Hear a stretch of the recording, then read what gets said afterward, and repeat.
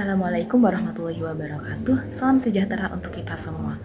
Pernahkah Anda mendengar seorang anak muda berkata, "Wah, bahasa Indonesia tuh old school banget deh," atau "Ngapain sih belajar bahasa Indonesia serius-serius, toh kita juga udah bisa ngomong."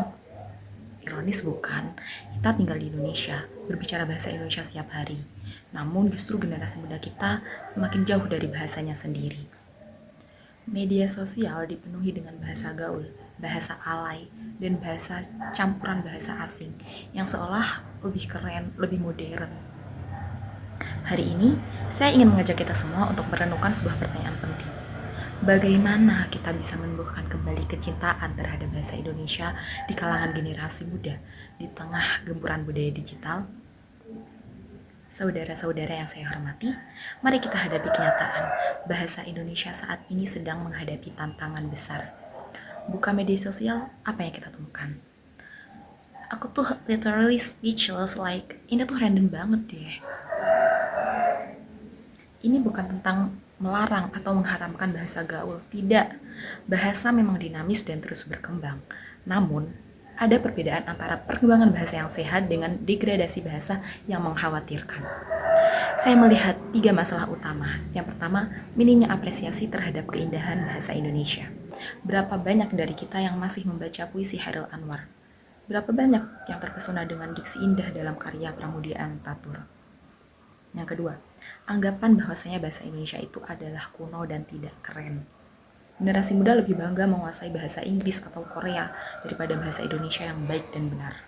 Yang ketiga, lemahnya fondasi berbahasa Indonesia di sekolah.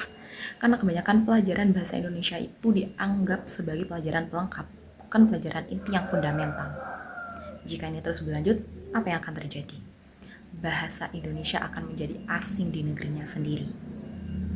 Namun, sebelum kita mencari solusi, mari kita ingat kembali mengapa bahasa Indonesia itu penting. Yang pertama, bahasa adalah identitas bangsa. Sumpah Pemuda pada tahun 1928 tidak memilih bahasa Jawa, bahasa Sunda, atau bahasa Melayu semata. Para pemuda kita memilih bahasa Indonesia sebagai bahasa persatuan.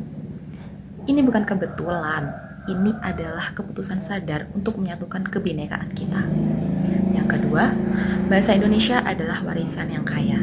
Di balik setiap kata ada sejarah, ada filosofi, dan kearifan luhur. Seperti contohnya kata gotong royong. Kata gotong royong itu tidak bisa diterjemahkan sempurna ke dalam bahasa Inggris.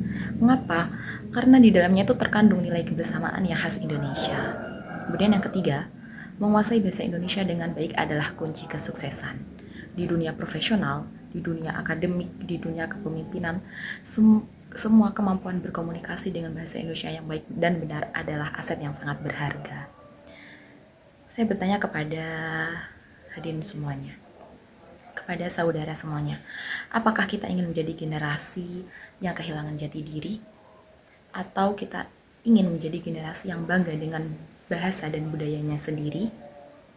Kabar baiknya, kita masih punya waktu, kita masih bisa mengubah keadaan ini. Bagaimana caranya? Yang pertama, dimulai dari diri sendiri dengan menjadi teladan dalam menggunakan bahasa Indonesia yang baik. Di media sosial, di percakapan sehari-hari, tunjukkan bahwasanya berbahasa Indonesia itu adalah keren. Berbahasa Indonesia yang baik itu keren. Bahasa Indonesia itu fleksibel, ekspresif, dan indah jika kita mau mengekspresikan kekayaannya. Yang kedua, dengan cara menciptakan konten berbahasa Indonesia yang menarik. Generasi muda tidak anti bahasa Indonesia. Mereka hanya butuh konten yang relevan dengan dunia mereka.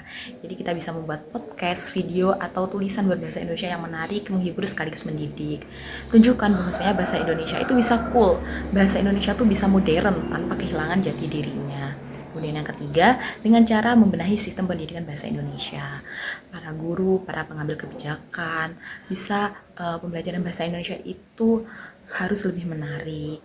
Jangan hanya fokus pada tata bahasa yang kaku, tetapi kita juga bisa mengajak siswa kita untuk mencintai sastra, menulis kreatif, berdiskusi, berdebat dengan bahasa Indonesia yang baik. Jadikan bahasa Indonesia itu sebagai alat berpikir kritis, bukan sekedar hafalan. Kemudian yang keempat, rayakan bahasa Indonesia. Bulan bahasa itu tidak boleh hanya jadi seremonial, tapi adakanlah lomba-lomba kreatif, festival sastra, pertunjukan puisi yang tentunya membuat generasi muda bangga berbahasa Indonesia. Bahasa Indonesia adalah milik kita. Bahasa Indonesia adalah identitas kita. Bahasa Indonesia adalah masa depan kita. Saudara-saudara yang saya kasihi, setiap kali kita berbicara, menulis, atau mengekspresikan diri dalam bahasa Indonesia yang baik dan benar, kita sedang menanam benih kecintaan pada bahasa kita sendiri. Setiap kata yang kita pilih dengan hati-hati adalah investasi untuk generasi mendatang.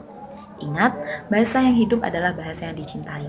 Dan bahasa yang dicintai adalah bahasa yang akan terus hidup di hati setiap generasi. Mari kita mulai hari ini.